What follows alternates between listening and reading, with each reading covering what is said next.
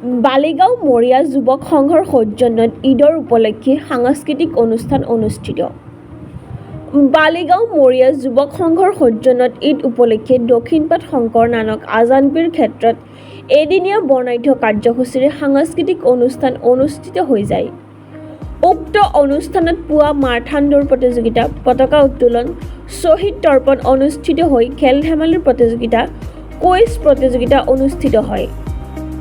অনুষ্ঠানটিৰ কাৰ্যকৰী সভাপতি কামাল মৰিয়াই আঁত ধৰা অনুষ্ঠানটিত সন্ধিয়া বন্তি প্ৰজ্বলন কৰে কেন্দ্ৰীয় কাৰ্যনিৰ্বাহক সদস্য অসম জাতীয়তাবাদী যুৱ ছাত্ৰ পৰিষদৰ দেৱাশিষ দাসে আৰু সমাজকৰ্মী বিনয় লস্কৰে।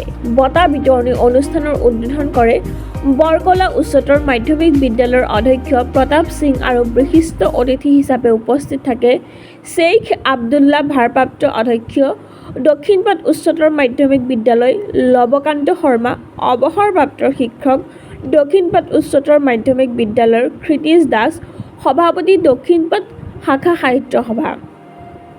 নিশা সাংস্কৃতিক অনুষ্ঠানটিৰ শুভ উদ্বোধন কৰে প্ৰাক্তন ছাত্ৰ সন্থাৰ সাধাৰণ সম্পাদক বিদ্যাসাগৰ কাকতিয়ে। ইয়াৰ পিছতে মুখ্য আকৰ্ষণ হিচাপে অসমৰ জনপ্ৰিয় কণ্ঠশিল্পী ৰহিম ৰাজৰ গীতৰ শৰাই সকলো ৰাইজৰ মনোমুগ্ধ কৰি তুলি সমিতিৰ সকলো বিষয়ববী সহায় সহযোগত অনুষ্ঠানটিৰ সফল সামৰণি পৰে। খুবই ভাল লাগিছে, যথেষ্ট সংখ্যক মানুহ উপস্থিত হৈছে আৰু বহুত শুভেচ্ছা জনাইছো ঈদৰ পলংক হলেও আৰু অনুষ্ঠানটি সফল হওক তাৰে কামনা কৰিছো। লগতে জুবিন গাৰ্গৰ ন্যায় সম্পৰ্কে কি জনাবা?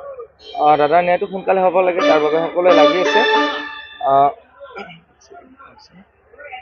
ন্যায়টো সোনকালে হ'ব লাগে, তাৰ বাবে সকলোৱে মাত মাতি আছে আৰু মোৰ প্ৰতিখন মঞ্চত কৈ আছো জাষ্টিছ ফৰ জুবিন গাৰ্গ বুলি।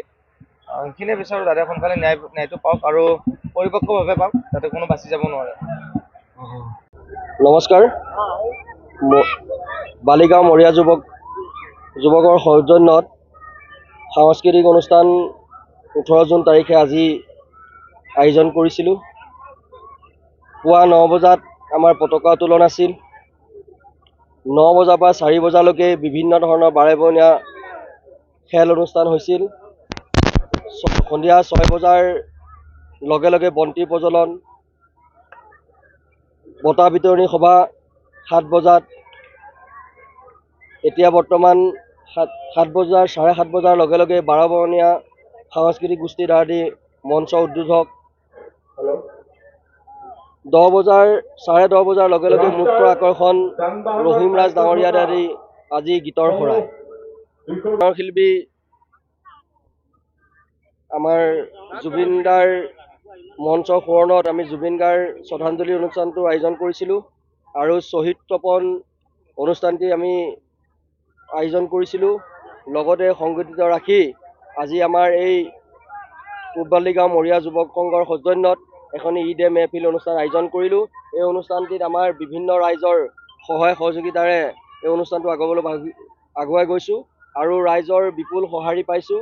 আৰু আপোনালোকৰ নিউজ চেনেলৰ দ্বাৰা অসমত এটা বাৰ্তা দিব বিচাৰিছোঁ যেন আমি শংকৰ নানক আজানপীৰ ক্ষেত্ৰত ইয়াত আমাৰ শিখ ধৰ্মৰ মানুহ আছে, জৈন ধৰ্মৰ মানুহ আছে, অসমীয়া জনগোষ্ঠীৰ মানুহ আছে, হিন্দু সমাজৰ মানুহ আছে আৰু আমি মুছলিম সমাজৰ মানুহো আছোঁ।